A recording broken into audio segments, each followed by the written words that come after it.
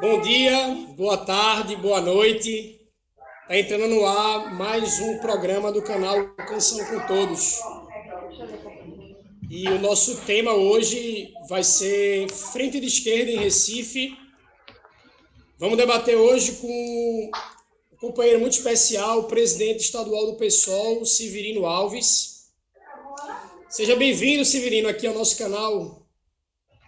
Eu que agradeço, Rafa. Obrigado pelo convite aqui. Estamos à disposição para tocar um bom debate. Joia. Dizer que é um prazer tê-lo aqui conosco e dizer sempre para os nossos ouvintes que se inscrevam no canal, né? Deixem lá seu like e curtam o nosso canal para que a gente possa estar ampliando o nosso debate e fortalecendo o enfrentamento à direita nas redes sociais. Eu vou começar o tema, Severino, tratando um pouco da realidade do Recife, né? A nossa cidade, segundo o IBGE, ela tem em torno de 600 mil pessoas que vivem abaixo da linha da pobreza. Não é? A gente tem uma população de 1.600.000 habitantes, 600 mil habitantes vivem em condições abaixo da pobreza. A gente tem também um déficit habitacional que vem crescendo ao longo desses anos, principalmente dessas últimas duas gestões do PSB à frente da prefeitura, e a gente chega a um déficit habitacional de 71 mil moradias. É um número alarmante, especialmente no momento de pandemia, que a casa própria, né, a habitação, é fundamental para que a gente mantenha o isolamento social e a gente consiga conter a propagação do vírus na nossa cidade. Então, eu queria saber, né, do pessoal, saber sua opinião, se chegou a hora de construir uma frente de esquerda na nossa cidade, se chegou a hora de mudar essa realidade. O recifense, ele pode sonhar com uma frente esquerda?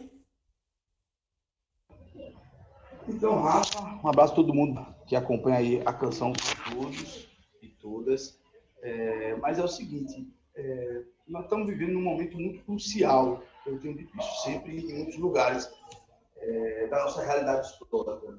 Tem um período onde tem alguns desafios que nos impõem uma tática política, uma tática eleitoral que ultrapasse as nossas vontades, mas sim nos saia da zona de conforto político nesse sentido. E aí, a perspectiva de construir uma frente de esquerda, mas não é qualquer frente de esquerda, mas é uma frente de esquerda, a esquerda do PSB do município, ela é uma das grandes tarefas que nós temos nesse período, nesse momento eleitoral. A primeira grande tarefa que a gente pode colocar é combater o bolsonarismo, para impedir que o conservadorismo se amplie dentro das casas legislativas, da Câmara de Vereadores do Recife, e impedir que ele domine também a disputa do Executivo e polarize. Esse é um grande desafio. Mas, além desse desafio, foi um desafio de a gente ter uma maneira de desconstruir essa transição familiar que está dada na cidade. A candidatura do João Campos, ela não é só uma candidatura, mais uma candidatura dentro do espectro de um assento esquerda, de um assento direita nesse sentido. Ela é uma candidatura que vem para construir uma transição. É a passagem da coroa, como a gente pode dizer, eu tenho dito isso em alguns lugares, ou para uma transição oligárquica, repaginada, claro, com outra roupagem, com outro semblante, mas é uma transição para do filho de Eduardo a um processo político que já está sendo conduzido por ter sido filho de Eduardo. Apesar da votação de João Campos, que foi uma votação expressiva, e a gente sabe também que muitas vezes se opera dentro das eleições envolvidas esse processo de disputa de voto também nesse sentido, mas essa votação de João Campos não expressa o capital político que o próprio João Campos tem. E nesse sentido, a gente precisa reconstruir as veias de construção de uma cidade. E aí, Recife, ela é a capital não só do Nordeste, ela é a capital da desigualdade social. Isso é um fato concreto. Eu tenho uma cidade com bairros completamente díspares. A gente olha para um lado, bairros com urbanização, com cuidado urbanístico, com pintura dos paralelepípedos, com água encanada, com todo o serviço de público atendido, e temos bairros com nada disso existente. Então, é o poder público olhando com a venda da justiça vedada para um lado e para o outro olhando com um olhar muito, muito definido e colocando beneficiar poucos. Então, a realidade do setor habitacional, só para concluir essa primeira pergunta, sim, ela é uma realidade que nos deixa perplexos e ainda nos deixa com muita pouca autoestima, né? Você tem uma cidade tão curta de Recife, com as suas pontes, e olhar um pouco no horizonte da ponte e identificar que nessa cidade ainda tem palafitas, isso é completamente absurdo, isso está completamente, destoa completamente de uma cidade que quer construir um projeto de ser capital do Nordeste, que tem uma referência política nesse sentido. Então, a gente acredita que é possível construir um dia, a gente precisa se esforçar para construir alianças políticas à esquerda do PSB que possam fazer um enfrentamento, possam construir um novo paradigma nessa cidade da disputa política e da realidade. Certo, Severino. Eu vou te pedir só, a gente está com um pequeno probleminha no som, só para tenta colocar o outro fone, para ver se melhora. Mas voltando ao tema, o PSB ele governa Pernambuco desde 2006, não é? Quando Eduardo Campos foi eleito governador. E a gente vê aqui uma hegemonia de praticamente 14 anos, não é? Caminhando para próximo mandato, final do mandato de Paulo Câmara, que se encerra em 2022. Em Recife, o que foi que a gente viu foi um desmonte completo da política habitacional que a gente tinha tido nas gestões petistas, né, de João Paulo e João da Costa, onde a gente construiu mais de 7.000 habitações.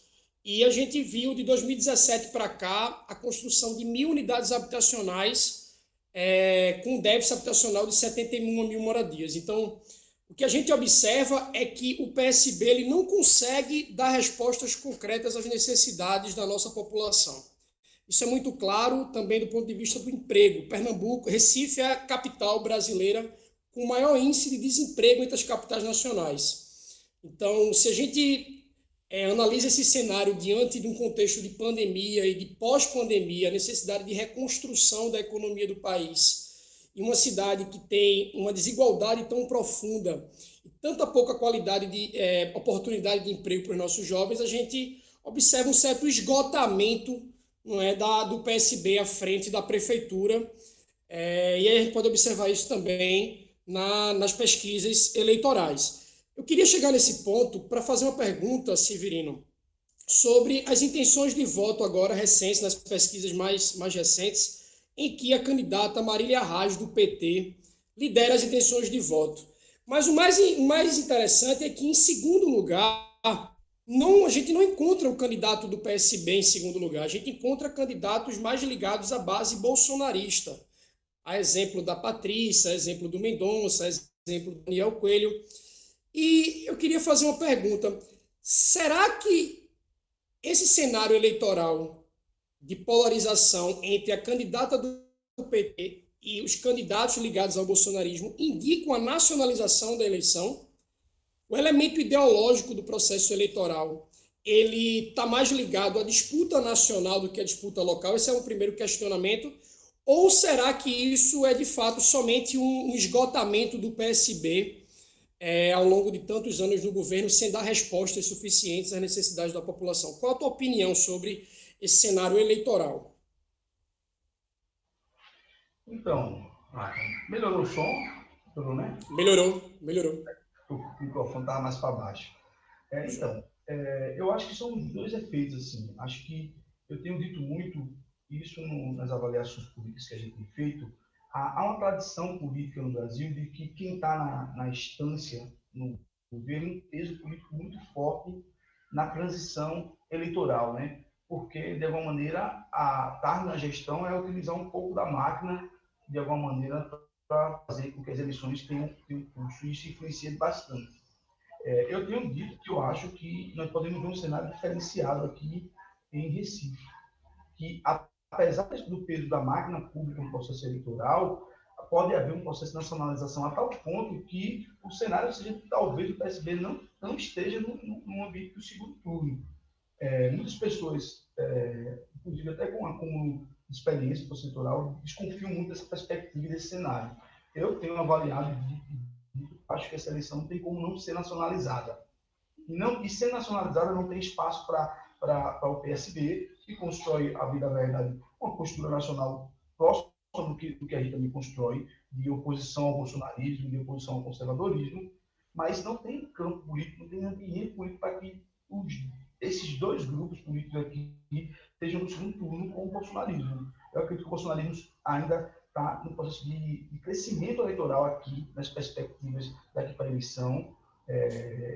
Infelizmente, digo isso não com alegria, mas digo isso com análise política e com muita tristeza, porque, infelizmente, tende a crescer cada vez mais com uma das candidaturas da direita se consolidar como a referência do bolsonarismo para o eleitorado. Tem um eleitorado já estabelecido que é conservador, até porque esse efeito do bolsonarismo não é um efeito personalista exclusivamente. Eu tenho esse balanço como efeito de um processo político que nós vamos viver independente das eleições. As eleições vão passar, pode ser que Bolsonaro passe na vida da gente, que consiga derrubar ele, mas eu acredito que o conservadorismo vai se manter na sociedade por mais tempo. Tendo isso em vista, tendo esse cenário em vista, o ambiente que pode se consolidar dos cenários mais prováveis, eu que eu venho defendendo que possa acontecer, é de que a gente tem uma cidade com uma eleição polarizada, com um cenário de disputa nacional polarizado nos campos políticos aqui. Nesse cenário, nós iríamos com a candidatura mais bolsonarista, eu acredito que, infelizmente, a Patrícia é uma das figuras que reúne essas condições nesse processo político, mas não acredito que o PSB tenha condições de reunir essas condições para estar no polo mais progressista nesse sentido. Acredito que as contradições do PSB na gestão pública da cidade do Recife, inclusive com as posturas anteriores, nas eleições anteriores, ter votado em Aécio Neves no segundo turno, na eleição contra Dilma Rousseff, ter votado a favor do impeachment da Dilma, do golpe da Dilma Rousseff. Então, esses elementos todos condicionam ao eleitorado uma capacidade de identificar o PSB da maneira. E, além disso, colocando mais lenha na fogueira, é impossível um cidadão não identificar que os gastos públicos feitos com propaganda e publicidade, eles tentam maquiar uma realidade da cidade que não existe, né? O que passa nas propagandas de televisão, de rádio, o que o prefeito insiste em colocar, não é uma realidade concreta. E as pessoas que vivem na periferia, que vivem à margem da sociedade recifense, que é a grande maioria dela, conseguem identificar isso.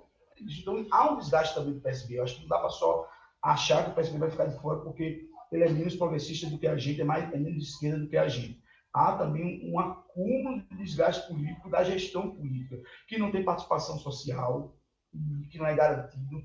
A gente veio de alguns anos, nós do PSOL temos um processo de críticas ao PT, mas é impossível reconhecer que nas gestões petistas em Recife houve uma participação da sociedade no debate político concreto da vida da cidade. Houve uma introdução a esse processo, precisa ser radicalizado esse processo de participação social nas decisões políticas, mas houve um processo que é inegável. E o PSB anulou esse processo nas suas gestões. Isso é sentido também pelas lideranças comunitárias, pelos sindicatos, pelas associações, pela sociedade organizada em si. Então, esses são elementos que eu acho que condicionam muito o processo eleitoral. Fora as decisões políticas do PSB. O PSB tem tomado decisões de gestão que tem um norte muito concreto. É o diálogo com o empreendedorismo, é o diálogo com as empreiteiras da cidade. Isso se demonstra em vários momentos, assim, em várias intervenções urbanísticas que não são para o bem da cidade, são para criar um ambiente possível de que a empreiteira consiga se estabelecer e ganhe mais lucros. E digo isso dizendo que nós não somos contra um processo de construção da cidade, mas nós queremos construir a cidade com formas e formatos diferentes. E aí, nesse sentido todo, só para completar, eu acredito que a Marília, é isso que a gente vem defendendo no pessoal, a Marília Reis tem condições políticas de capitanear esse processo dessa frente de esquerda. E eu acho que o cenário possível, apesar de estar na exercício da máquina pública, o cenário possível do segundo turno pode ser, talvez, a gente indo nesse cenário com uma candidatura bolsonarista nesse sentido. E aí, talvez, o PSB esteja à parte. Eu acho que o PSB, inclusive, vem se esforçando muito para tentar. Eu acho que esse cenário, inclusive, é avaliado, inclusive, eu acho que pelo PSB, mesmo sem trocar figurinhas com as figuras de lá, é notório, assim, o Geraldo Júlio não inaugurou um paralelepípedo nessa cidade sem falar mal do Bolsonaro. Foi a gestão dos últimos 2 anos foi esse processo. Isso mostra um pouco do que eles também estão acreditando. Eles também estão acreditando que não tem espaço para os dois nesse processo. E aí, pelas pesquisas apontadas, mas também pela gestão pública que o PSB colocou, eu acho que essa é a vez da Marília Reis, e nós vamos estar ajudando a construir esse projeto, porque é um momento de generosidade política, né? Não vamos deixar, nesse momento de generosidade política, de combater o bolsonarismo, mas também de combater uma transição oligárquica do PSB aqui. Bem, obrigado pela resposta. Eu queria agora tratar um pouco do plano nacional. Não é? Você tratou aqui das posições recentes que o PSB vem adotando. Em 2014, o PSB vota no segundo turno em Aécio Neves, não é? O principal mentor do golpe, né, da Dilma Rousseff, quando não reconhece o processo eleitoral. Então, tudo nasce a partir do não reconhecimento da soberania da urna, não é? Quando o Aécio ele vai para o TSE e pede a impugnação dos votos. Depois o PSB ele vai se distanciando das pautas de esquerda nacional e apoia, vota em plenário, não é? A bancada de Pernambuco, inclusive, foi fundamental para a retirada de Dilma, não é? E do desmonte de toda a política social e econômica construída ao longo desses anos. Eu queria pontuar isso com você, Severino. Essa frente de esquerda em Pernambuco, ela pode ser um embrionário, uma sinalização de uma construção de uma frente de esquerda em âmbito nacional que unifiquem PT e PSOL? É possível visualizar no nosso horizonte a possibilidade de construção de uma frente de esquerda no âmbito nacional? Ou isso é específico de Pernambuco, de acordo com as peculiaridades daqui? Ou não? Ou você visualiza uma proximidade da liderança de Guilherme Boulos, do ex-presidente Lula, se é possível a consolidação dessa frente para 2022? Não só eleitoral, né, mas para enfrentamento a toda a agenda neoliberal de desmonte do Estado brasileiro. Eu queria saber disso. É possível essa frente ser fortalecida em âmbito nacional? Então, vou falar um pouco do pessoal, que eu acho que, falando do pessoal, a gente consegue responder um pouco dessa perspectiva e desse cenário. Assim. O pessoal é um partido com democracia muito radicalizada internamente, e esse exercício da democracia coloca posições políticas diferentes nesse sentido. Mas, ao ver a verdade, hoje o campo majoritário do partido, tanto nacionalmente como também em Pernambuco, que é o campo que eu faço parte, tem uma avaliação política que não cabe na conjuntura política que a gente está, olhar o retrovisor e olhar para trás, e não por pensar de que há uma necessidade de ter uma generosidade política, e não só uma generosidade política, mas uma tática política que permita dar cabo ao processo de desmonte de direitos que nós estamos vivendo. Esse desmonte de direitos que nós estamos vivendo, esse desmonte praticado por gestões públicas, não só aqui em Pernambuco, mas do governo Dória, do próprio Rio de Janeiro, ele é uma realidade que impõe a quem tem responsabilidade política na esquerda brasileira de tratar a política de outra maneira.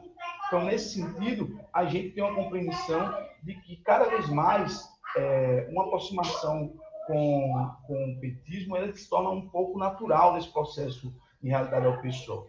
E se torna um pouco natural porque não é só em Pernambuco, pelas condições que está dado. Eu queria colocar a cidade para vocês. Belém nós vamos estar junto em Florianópolis, nós vamos estar junto, talvez, no Rio de Janeiro. Então, já existe alguns cenários de algumas capitais e algumas grandes cidades que há uma aliança consolidada do PSOL e do PT nesse sentido. Eu acho que é uma aliança generosa, porque se a gente pegar o gene do processo de criação do PSOL, ele foi um gene com muita dificuldade política nesse sentido. E aí, essas dificuldades políticas em relação ao PT inicial, elas poderiam impossibilitar agora um processo de unidade política concreta. Mas tanto do PT como do PSOL, eu tenho sentido isso pelos repasses nacionais que a gente tem tido, há um ambiente político e possível que a gente construa uma possibilidade realmente de uma aliança mais fecunda, de um ambiente que possa construir um cenário de um novo realinhamento da esquerda brasileira. Eu acredito muito nisso. Assim. Eu acho que partido se constrói com enraizamento social. Eu acho que o PT tem esse enraizamento social estabelecido no país. Eu acho que nós, do pessoal, temos avançado muito. Acho que o companheiro Guilherme Boulos ter vindo para o partido significa muita coisa, diz muito do que nós estamos querendo ser. Ter ficado contra o golpe diz muito do que nós também estamos querendo ser. E eu acho que o pessoal vem num processo de realinhamento, de repensar um pouco o seu próprio processo político nacional. E nesse processo eu acho que a gente ensaia com Pernambuco, com Recife, mas também ensaia com Belém, ensaia com Florianópolis, ensaia talvez no Rio, com a perspectiva de forjar aí um campo político para pensar essa disputa nas próximas décadas. Pelo menos é um sentimento, não está nada ainda estabelecido, não tem uma aliança consolidada. A gente também, de alguma maneira, espera que o PT pense nisso também em São Paulo. Acho que São Paulo, o Guilherme Boulos e a Erundina vem indo muito bem, assim. Acho que a gente pode também, de uma maneira, refletir um pouco disso, é claro, com suas peculiaridades da realidade interna, do piso político dos partidos, de quem está dirigindo o partido na cidade, e tudo isso conta no processo político. Mas eu acho que o caminho é esse mesmo. Eu tenho sentido isso e acho que é uma exigência da conjuntura política do momento histórico. Não dá para a gente fazer política achando que nós vamos construir só o nosso projeto político, tem que pensar num projeto da esquerda brasileira. E esse é o rumo que o pessoal vem tomado nos últimos tempos. Tá bom, Severino. Obrigado pela entrevista. A gente encerra aqui. Queria dizer que é um prazer imenso tê-lo aqui no nosso canal. Estamos de portas abertas. Esse foi somente o primeiro debate sobre a nossa frente de esquerda em Recife. Boa sorte na luta, boa sorte nos futuros desafios que tem pela frente. Desejo ao pessoal muita garra nesse momento. É um momento difícil que o povo brasileiro vem vivendo. Mas acredito que a unidade no campo da esquerda ela vem se consolidando dia a dia e é forjada na luta. Eu acho que a gente vai ter bons frutos aqui em Recife e esteja sempre convidado aqui a voltar ao nosso canal para estar debatendo conosco. É só fazer o convite aí que nós chegamos juntos aí, sem dificuldade nenhuma. Foi tão prazeroso que nem senti o tempo passar. Mas estamos juntos e misturados e vamos tocar esse processo aí, essa unidade política. Abraço para todos do canal aí e para você também, Rafa. Tá bom. Eu queria agradecer a todos e a todas que participaram. Queria dizer que se inscrevam no nosso canal, deixem seu like. E é isso. Até a próxima. Um forte abraço.